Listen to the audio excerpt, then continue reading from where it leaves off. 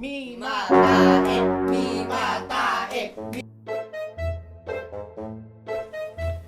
Good morning, class. Good morning, sir. Okay, attendance muna tayo. Cruz, Present. Herrera, Present. Mariano, Present, sir. Martinez, Present, sir. Zamora. Present. Ang baho, sino mo tot? Ha? May tae? May takot ba sa inyo ng tae? Tumahi yan. Baho. Tumahi ka? Ay, Uy, huwag niyo ako titigan na hindi ako natae. tayo ka, no? Hindi nga ako natae. Ayaw mo sinabing natay ka. Tayo ka nga, tayo ka nga. Ano, natay ka? Tayo ka nga, Mima. Baho talaga. Tayo ka, Mima. Baho. Tumayo ka nga, baka ikaw yung tumae.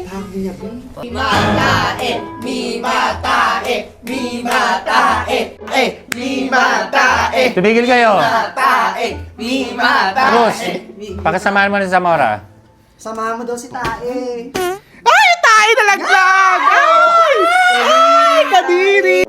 Baka kasi kinain mo, par.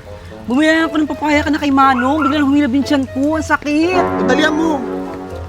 Tandaan na baka malaglag yung tae ko. Baka kasi hindi lang papaya kinain mo eh. Baka pati diaper ng kapatid mo kinain mo eh. Tao po! Ate Bidang! Ate Bidang! Ano ba yan? Ha? Sino yan? Si Mima nagtae. Ano? Natay ka? Nakakahiya ka talaga. Anong ginagawa mo? Nakakahiya ka. Tumahay ka sa palda mo?